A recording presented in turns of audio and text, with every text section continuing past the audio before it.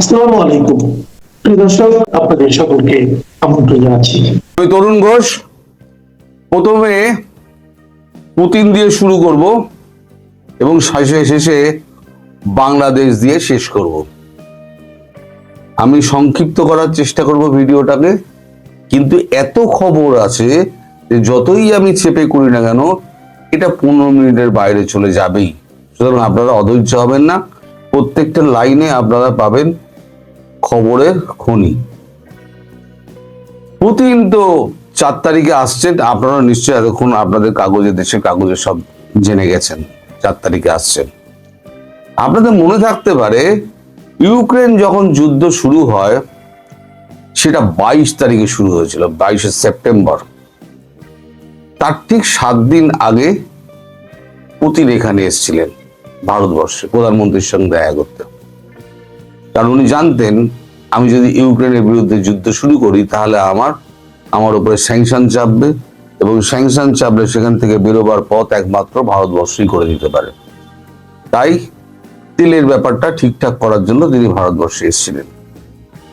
এবং তারপরে মোদিও গিয়েছিলেন, গিয়ে প্রকাশ্য ক্যামেরার সামনে বলেছিলেন যে এটা যুদ্ধের সময় নয়, এটা কথাবার্তা আলোচনার মাধ্যমে মেটাতে হবে। এটা আপনারা সবাই এটা মনে আছে।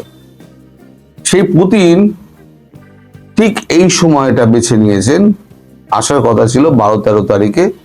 এই সময়টায় তিনি গত পরশুদিনকে বা গতকালকে ফোনে প্রধানমন্ত্রী মোদির সঙ্গে পুতিনের অনেকক্ষণ কথাবার্তা হওয়ার পরে তারপরে 2 দিনের রাষ্ট্রনেতাই সময় অদল বদল করে ওটাকে 4 এবং 5 তারিখ করেন।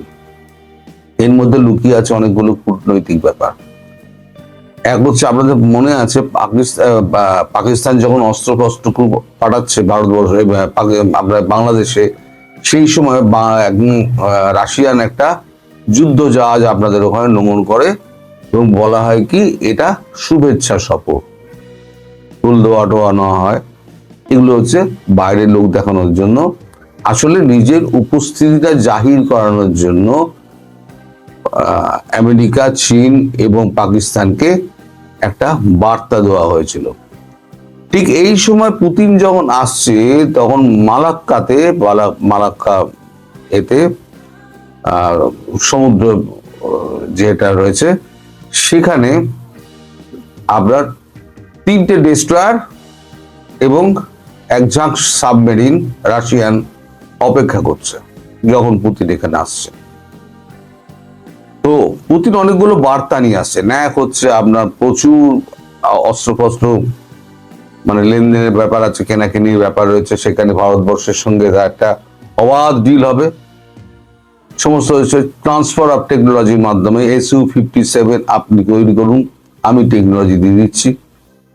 এখানে S-500 আপনি তৈরি করুন, আমি টেকনোলজি দিয়ে দিচ্ছি। S-500 আমরা আরো 5টা নিচ্ছি, 5টা রয়েছে, 5 স্কোয়াড্রন রয়েছে, আরো 5 স্কোয়াড্রন, মানে 10 স্কোয়াড্রন আমরা নিচ্ছি। তো যাই হোক, এখন এই ডিলগুলো হচ্ছে, এই ডিলগুলো কিন্তু সব নয়। আসল ডিলটা যেটা, সেটা হচ্ছে ব্রিক্স। এই যে ব্রিক্স, এই ব্রিক্স গঠনের প্রক্রিয়াটা যেটা ঠান্ডা ঘরে চলে গিয়েছিল, সেই ব্রিক্স গঠনের প্রক্রিয়াটা আবার যাতে তেজিতে শুরু হয় তার জন্য এই বৈঠকটা মেইনলি মনে হচ্ছে। কারণ রাশিয়া এবং চীন দুজনেই না চায়নাকে ভরসা করে না পাকিস্তানকে ভরসা করে। আমেরিকাকে তো ভরসা করেই না, আমেরিকা চাপে পড়ে এখন করছে, আমেরিকাকেও ভরসা করে না, ধরে রেখে দিন আমেরিকাকে ভরসা করে না। 1971 সালে যখন ভারত বাংলাদেশ যখন যুদ্ধ হয় সেই সময়তে আপনাদের মনে আছে আমেরিকা যুদ্ধ জাহাজ পাঠিয়েছিল, পাল্টা সোভিয়েত ইউনিয়ন, সেই সময়কার সোভিয়েত ইউনিয়ন তারা যুদ্ধ জাহাজ পাঠিয়ে দিয়েছিল, সাবমেরিন সহ পুরো ফ্লিট একবারে পাঠিয়ে দিয়েছিল। তারপরে তো একটা চুক্তি হয় যে আমরা দুজনের কেউ বঙ্গোপসাগরে যাব না, যার জন্য এখন রাশিয়ান যুদ্ধ জাহাজগুলো মালাক্কায় দাঁড়িয়ে আছে, ভেতরে ঢোকেনি। এখন এই যে পাকিস্তান হঠাৎ করে আসছে, চায়নাকে বিশ্বাস নেই, কারণ এত কিছু করে দেওয়ার পরও দেখুন চায়না কিন্তু অরুণাচল প্রদেশ আমাদের বলে আবার একটা দাবি তুলেছে। দাবিটা তুললো কখন? দাবিটা তুললো সেই সময়তে যখন ইউএস এর সঙ্গে একটা আর্মস ডিল তৈরি হলো। এবার রাশিয়ার সঙ্গে যখন আর্মস ডিলটা হবে, তখন ইউএস এবার খেপবে, স্বভাবতই খেপবে যে আমি তোমাদের দিলাম, আমার সঙ্গে আর্মস ডিল হলো, তুমি আবার রাশিয়া থেকে নিচ্ছ। তো ভারত আগেই বলে দিয়েছে আমার যেখান থেকে যা দরকার হবে তাই কিনবে। আমি কারোর বান্দা নই, আমি কারোর নৌকর নই, আমার যেখান দিয়ে মনে হবে আমার এটা দরকার আমি সেখান দিয়ে কিনবো। এবার আপনি কি করবেন না করবেন আপনি ভেবে নিন। মার্কো রুবিও এবং জেডি ভান্সকে বলে দিয়েছিলেন। আপনারা দেখুন এত কিছু হচ্ছে, তার মধ্যেও কিন্তু বাংলাদেশ নিয়ে এত কিছু হচ্ছে, এখনো কিন্তু ট্রেড ডিল সই হয়নি। ট্রেড ডিল কিন্তু আটকে পড়ে রয়েছে, ট্রেড ডিল এখনো সই হয়নি। মানে পুরোপুরি ঘটনা শেষ না হওয়া পর্যন্ত ট্রেড ডিল সই হবে না। যাই হোক, এই যে পুতিন আসছেন, পুতিন এসে এখানে এক ঝাঁক লোক নিয়ে আসছেন, তার পারিষদ নিয়ে আসছেন, এখানে প্রচুর ডিল ফিল হবে এবং একটা ক্লোজ ডোর মিটিং হবে নরেন্দ্র মোদী এবং ভ্লাদিমির পুতিনের মধ্যে। যেমন 45 মিনিটের মোলাকাত হয়েছিল দুইজনের গাড়ির মধ্যে, কেউ জানতে পারেনি কি কথা হয়েছিল, আজ পর্যন্ত জানে না। এই ক্লোজ ডোর মিটিং এ যেটা হবে সেটাও মানে ভবিষ্যতে কেউ জানতেও পারবে না কি কথা হয়েছিল দুই নেতার মধ্যে, কেউ জানতে পারবে না। তো সেটা বেকার ও নিয়ে কথা বলে লাভ নেই। এখন এই যে উনি আসছেন, এই বার্তাটা এমন সময় আসছেন, সেই বার্তাটা আমেরিকার কাছে পৌঁছে যাচ্ছে যে এই ইউক্রেন যুদ্ধের আগে যেমন রাশিয়া যেমন ভিজিট করেছিল, আবার ঠিক মানে বাংলাদেশের ব্যাপারে যখন ভারত একটা শক্ত অবস্থানে যাচ্ছে, তখন কিন্তু রাশিয়ার প্রেসিডেন্ট কিন্তু আবার এখানে ভিজিট করছে। সুতরাং আমেরিকার কান খাড়া হয়ে যাবে, যতটুকু এদিক ওদিক করার চেষ্টা করুক না কেন আর করবে না। তাছাড়া ওর মাথায় আছে কিন্তু ব্রিক্স যদি হয় তাহলে পরে মানে আমেরিকার ডলারের কিন্তু 12টা বেজে যাবে। সেটা এখন তলায় তলায় হবে এবং ইদানিং আগামী বছর 3-এর মধ্যে দেখবেন যে আমাদের টাকা ডিভ্যালুয়েট করছে। এখন আমাদের 87 টাকা তো পার ডলার, $1 দাম হচ্ছে ইন্ডিয়ান রুপি 87 টাকা। এটা দেখবেন 100 তুলে দেবে, নামিয়ে দেবে। মানে $1 কিনতে গেলে আমাদের 100 টাকা খরচা করতে হবে। এটা কেন করছে? এটা করছে এই কারণে, ভারতবর্ষ আপনাদের কাছে হয়তো নেগেটিভ একটা মেসেজ যেতে পারে যে ভারতবর্ষের কমছে।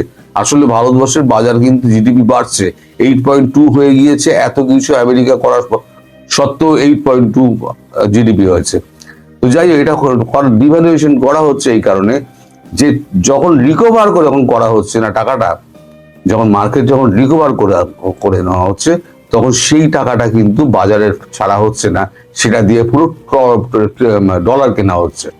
এই ডলারটাকে অন্তত 2-3 ট্রিলিয়ন ডলার, এখন 780 বিলিয়ন ডলার ভারতবর্ষের হাতে আছে। চেষ্টা করা হচ্ছে এটাকে 2-3 ট্রিলিয়ন ডলারে মজুতটা করার। যখনই 3 ট্রিলিয়ন ডলার হয়ে যাবে, তখনই 2 ট্রিলিয়ন বাজারে ধূপ করে ছেড়ে দেবে। তাহলে কি হবে? ইউএস এর ডলারের দাম ঠাস করে নেমে যাবে, তো 2 ট্রিলিয়ন বাজারে ছেড়ে দেয়, তাহলে ইউএস ইকোনমি যখন 12টা বাজবে ঠিক সেই সময়তে ব্রিক্সের মুদ্রাটা চালু করে দেবে। এটা হচ্ছে কূটনৈতিক পেছনের খেলা। এছাড়া তো আছে বাংলাদেশের মধ্যে যেটা, সেটা নিয়ে হয়তো কালকে কথাবার্তা হবে। কালকে জানতে পারবো, আজকে জানতে পারবো না। এবার আসি আমি বাংলাদেশের ব্যাপারে। বাংলাদেশে এখন অখণ্ড নীরবতা। আপনাকে গতকালকে আমি বলেছি যে অ্যাডভাইজারিটা জারি করেছিল কি? অ্যাডভাইজারি জারি করেছিল ইউএস। ভারত কিন্তু ওখানে বসছিল, ভারত কিন্তু কোনো কথা বলেনি। অ্যাডভাইজারি জারি করেছে 3, 4, 5, 6 এই 4টে দিন ইউএস অ্যাডভাইজারি জারি করেছে এবং ইউএস এটাও বলেছে যে স্পর্শকাতর সময়টা 3 ঘন্টা থেকে 11-12 ঘন্টা পর্যন্ত চলতে পারে। ভারত কিন্তু কোনো কথা বলেনি। আজ এখনো পর্যন্ত ভারত একটা কথা উচ্চারণ করেনি। এই আক্রমণের ব্যাপারে কিন্তু কোনো কথা ভারত বলেনি। যখন মারবে দুম করে মেরে দেবে, তার জন্য যা যা করার দরকার আছে সমস্ত কিছু করা হয়ে গেছে।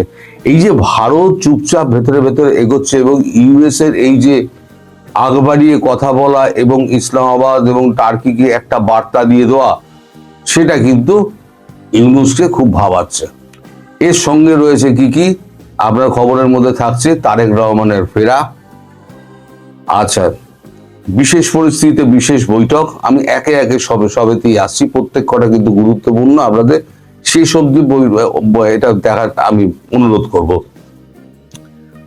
খলিলকে ডেকে অর্ডার ডেকে পাঠানো হয়েছে। খলিলকে ডেকে পাঠানো, যে খলিল 3 তারিখ অব্দি থাকার কথা ছিল কাতারে। খলিলকে গত রাতে ফোন করে বলা হয়েছে তুমি আগামীকালের মধ্যে তুমি ব্যাক করো, আমাদের সোমবার দিন একটা বৈঠক আছে। ইউনূস একটা বৈঠক ডেকেছেন। বৈঠকটা হচ্ছে বিশেষ পরিস্থিতিতে বিশেষ বৈঠক, সোমবার দিন এই সকালের দিকে, টাইমটা আমি জানতে পারিনি। এই বৈঠকটা হবে, সেখানে খলিলকে উপস্থিত থাকতে বলা হয়েছে। কি কি কথাবার্তা হয়েছে, কি কি অবস্থা, এটা পুরোপুরি জানার জন্য।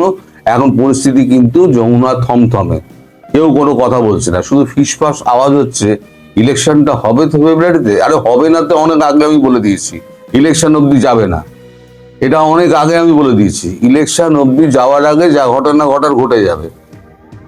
এখন এই যে একটা কথা বলতে ভুলে গিয়েছি, এই যে পুতিন আসছে, শেখ হাসিনাকে ফেরানোর ব্যাপারে কিন্তু পুতিনের সাহায্য নেওয়া হবে এবং প্রাইম মিনিস্টার হিসেবেই ফেরানো হবে। সেটা পুতিনের সঙ্গে কথাবার্তা বলে প্রাইম মিনিস্টার হিসেবেই তাকে ফেরানো হবে। ইউএস কে সাইড আপ করে দেওয়া, ঠিক আছে তুমি চুপ করে বসে থাকো, তাহলে তার ট্রেড ডিল করবো, আদারওয়াইজ কিন্তু ট্রেড ডিল করবো না। ফলে শেখ হাসিনাকে যদি প্রধানমন্ত্রী হিসেবে ওখানে ঢুকিয়ে দেওয়া হয়, সেই সময়তে না পাকিস্তান কিছু বলতে পারবে, না চীন কিছু বলতে পারবে, না আমেরিকা কিছু বলতে পারবে। যা করবে দুই শক্তি মিলে করবে, এটা কিন্তু একটা পয়েন্ট। আচ্ছা, এখন তারেক রহমান তিনি দেশে ফিরতে পারছেন না, এই নিয়ে আপনাদের ওখানে প্রচুর জল ঘোলা হচ্ছে। তারেক রহমান কেন ফিরছেন না? তারেক রহমান ফিরছেন না, তিনি গ্রিন সিগন্যাল পাচ্ছেন না। এই জন্য তারেক রহমান সম্প্রতি, মানে গতকাল পরশুর মধ্যে হবে হয়তো, আপনাদের charge d' affaires Tracey Ann জ্যাকবসনের সঙ্গে ফোনে কথা বলেছিলেন। ট্রেসি অ্যান জ্যাকবসন তিনি যেটা বলেন যে not now, game is over, মানে এখন ফেরা যাবে না, গেম ইজ ওভার, না আমাদের যা প্ল্যান ছিল সেই গেম ওভার হয়ে গেছে। তার মানে এখন আর ফেরার তোমার উচিত হবে না, তুমি ফিরলে পরে বিপদে পড়তে পারো, যেখানে আছো সেখানে থাকো। আপনার মনে আছে জুন মাসে লন্ডনে গিয়েছিলেন আমাদের ডক্টর ইউনূস, গিয়ে ওখানে খলিল গিয়েছিল, শফিকুর রহমান গিয়েছিল, ডাস্টবিন শফিক সেও গিয়েছিল, দাঁত বার করে সমস্ত মিটিং ফিটিং হয়েছিল, দারুণ আপ্যায়ন হয়েছিল। তখন তাকে প্রধানমন্ত্রী পদ দেওয়ার একটা কথা হয়েছিল। সেই মিটিং এর কথা উল্লেখ করে এই ট্রেসির সঙ্গে কথা বলার পর গতকালকে ফোন করেন তারেক রহমান ইউনূসকে। আমার সঙ্গে তো বৈঠক হয়েছিল, আপনি তখন বলেছিলেন আমি ফিরে যাব, ফিরে গিয়ে আমি প্রধানমন্ত্রী হব, আপনি হবেন প্রেসিডেন্ট, তাহলে এখন কেন এই অবস্থার সৃষ্টি করা হচ্ছে?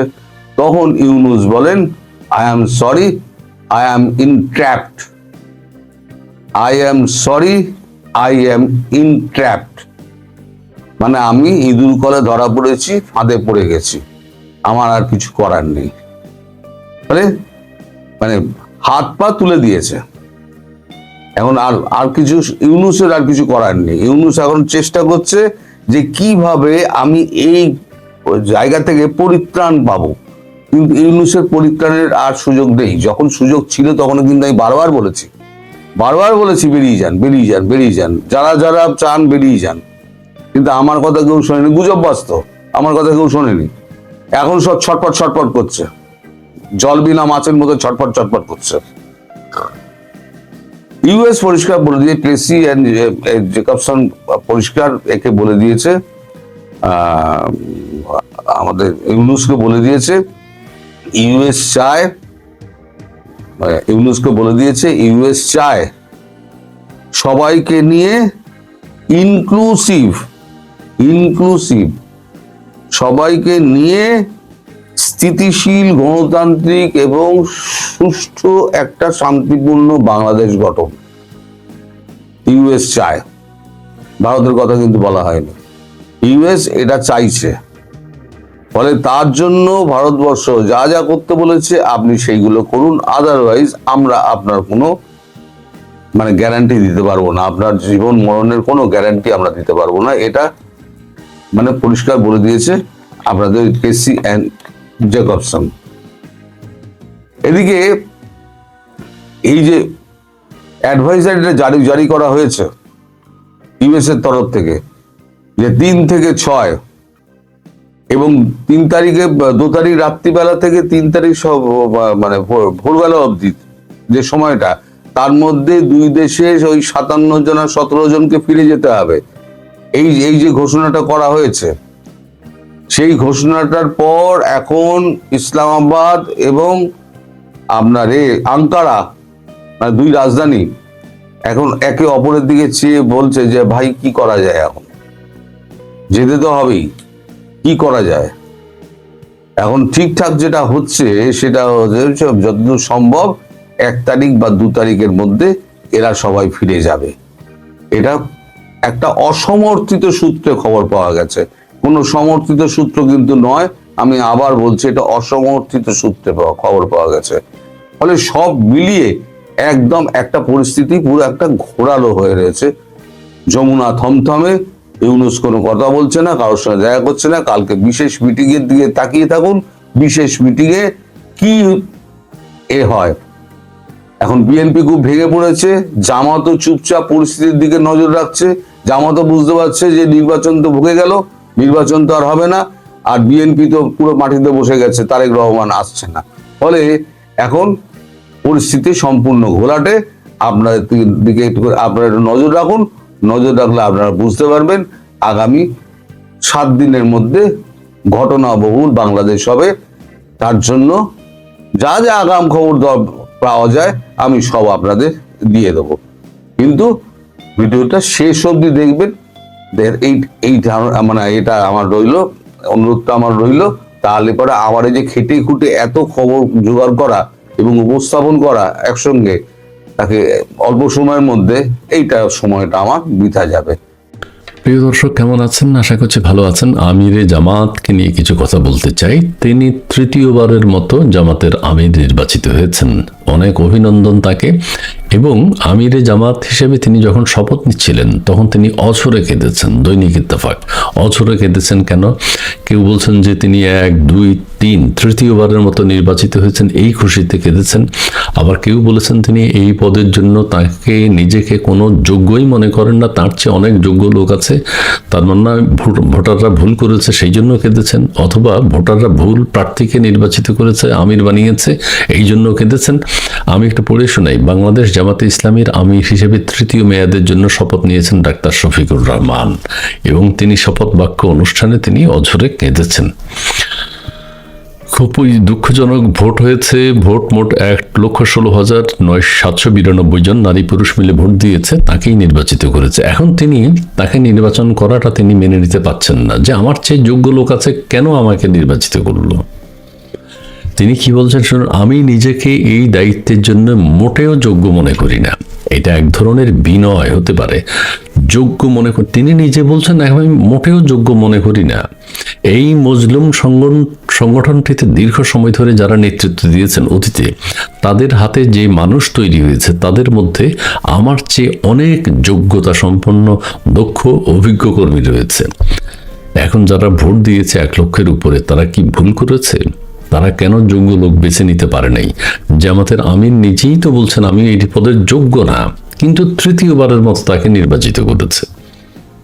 তিনি বিনয় দেখিয়েছেন। তিনি বলতে পারতেন আপনারা আমাকে যোগ্য মনে করায় আপনাদেরকে ধন্যবাদ জানাচ্ছি, আপনারা অনেকের মতো অনেক যোগ্য লোক আছে, আমাকেও যোগ্য মনে করেছেন, আমাকে আমির বানিয়েছেন 3য়বারের মতো, সেই জন্য আপনাদেরকে আমি ধন্যবাদ। এখন তিনি নিজে বলছেন আমি মোটেও এই দায়িত্বের জন্য যোগ্য না, যোগ্য মনে করি না, আমার চেয়ে অনেক যোগ্য লোক দলে আছে। তাহলে কি সমস্যা হয়ে গেল না? তারপরেও আমি জানি না কেন সম্মানিত সদস্যবৃন্দ আমাকে তাদের আমানতের ভার দিয়েছেন। উনি এটাই জানেন না কেন তাকে ভার দিয়েছেন। আমি নিজেকে এই দায়িত্বের জন্য মোটেই যোগ্য মনে করি না। আবারও সে একই কথা। আহা, তাহলে ভোটাররা ভুল করেছে ডাক্তার শফিকুর রহমানকে আমিরে জামাত নির্বাচিত করে। এখন একটা হতে পারে তিনি পদত্যাগ করতে পারেন, যে আপনারা ভুল জায়গায় ভোট দিয়েছেন, আপনারা আরো যোগ্য যারা আছে তাদেরকে বেছে নিন। আবার আমিরে জামাত এক জায়গায় বলেছেন যে জামাত কখনো চাঁদাবাজি দখলদারি করে না, ক্ষমতায় যায়নি, করে না, আপনারা আমাদেরকে ক্ষমতায় বসান। এখন কেউ কেউ আবার বলছেন, নিন্দুকেরা বলে আর কি, যে ক্ষমতা বসাইলেই জনগণ দেশবাসী টের পাবে চাঁদাবাজি দখলবাজি কর্তাগিরি কাকে বলে। অর্থাৎ আওয়ামী লীগ, বিএনপি, জামাত, বিএনপি জাতীয় পার্টি এরা ক্ষমতায় গিয়েছে, এখন এদেরকে আমরা নানান দোষী করে থাকি, চাঁদাবাজ দখলদার। জামাত ক্ষমতায় গেলে তারা মানে ক্ষমতায় যেই যায় সেই চাঁদাবাজি করে। জামাত যখন যাবে তখন তারাও দেখাবে আমরাও কম না। শাহজাহান চৌধুরী সাহেবের বক্তব্য তো আপনারা শুনতে পাচ্ছেন। এরকম হুঙ্কার যারা দিতে পারে তাদের চাঁদাবাজি লাগবে না, তাদের ঘরে জিনিসপত্র সব চলে আসবে মানুষের। বলতে হবে না এটা দাও সেটা দাও, বলতে হবে না। আচ্ছা, যাই হোক, আবার এখন সমস্যা জামাতের আমির, কিন্তু আমি যেটা দৃষ্টি দিতে চাই, জামাতের আমির কিন্তু তৃতীয়বারের মতো নির্বাচিত হয়েছেন। জামাতে কি আর কোনো প্রার্থী নেই? ভালো প্রার্থী ছিল না তাকে নির্বাচিত করা? প্রার্থী ছিল কিন্তু নির্বাচিত করেনি কেন? আওয়ামী লীগের সভাপতি শেখ হাসিনা, এটা অনেকের গা জ্বলে, গাত্র দাহ হয় যে এত বছর উনি কেন সভাপতি। বিএনপির সভাপতি বেগম খালেদা জিয়া চেয়ারপারসন, তিনি এত বছর কেন চেয়ারপারসন, এটা অনেকের গাত্র দেওয়া হয়। এরশাদ ছিল যখন এরশাদ ছিল, তো আপনারাও চেঞ্জ করেন, আপনারা দৃষ্টান্ত স্থাপন করেন যে শফিক সাহেব 2 বার হয়ে গেছে, এবার আমরা অন্যকে নেই। সেটা তো পারলেন না, সেই সাহস তো করলেন না। শফিক সাহেব নিজেই বলছে আমার চেয়ে অনেক যোগ্য লোক আছে, কিন্তু তাদেরকে, সেই যোগ্য লোকদেরকে আপনারা সুযোগ দেননি। যাই হোক, এই দুঃখের কথা জানিয়ে জামাতের সাফল্য কামনা করি। শফিক সাহেব যেহেতু নির্বাচিত হয়ে গেছেন, এখন ভোট দিয়েছে, কি করা, তাকে অভিনন্দন। তিনি আমির জামাত হিসেবে আরো 50 বছর থাকুন, তাতে কোনো আপত্তি নেই। জি, ধন্যবাদ।